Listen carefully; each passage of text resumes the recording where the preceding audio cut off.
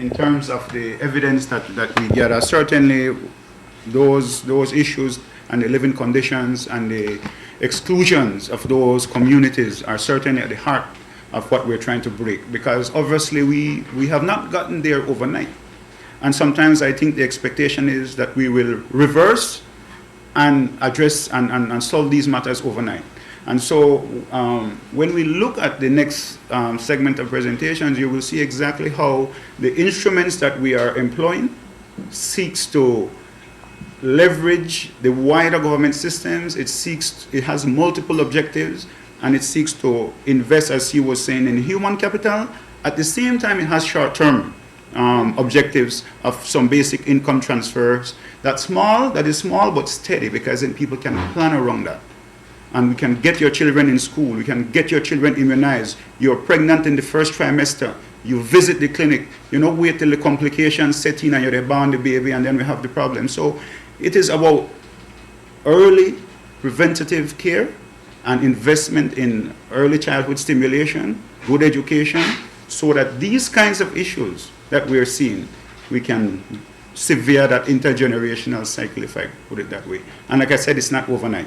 And that is why the social policies and the instruments that we lay down must also have that kind of visioning and effect. We have this myth that new administrations come in and then throw the baby with the bathwater and it's all new programs. But sometimes, like the law of conservation of matter and energy, we can't destroy that.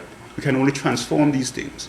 And so at the end of the day, it's about strong, robust design, as CEO was saying.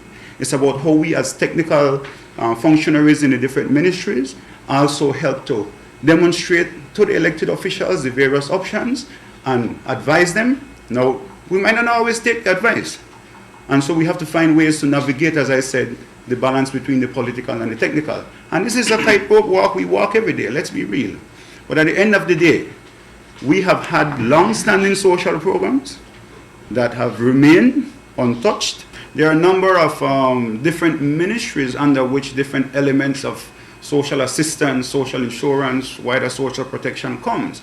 And so what we're trying to do here in the social sector is exactly what you're asking, to ensure that we understand what is in our remit, where our job ends and yours start, and how we can forge what we can call joined up government, or seamless government, if I could put it that way. Because at the end of the day, when a family faces risk and vulnerabilities, they don't care which agency or whether it's public, private, or civil society that delivers the service.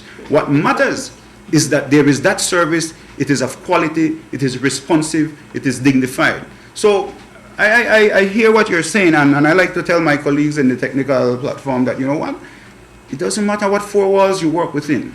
And that is why you will see that at the helm of this also is the social sector ministries, because we are about people, and social planning is about people, connection to people, so that we can address the risk and vulnerabilities that they face, build the resiliency, reduce the inequity, and harness the capacities of the poor and vulnerable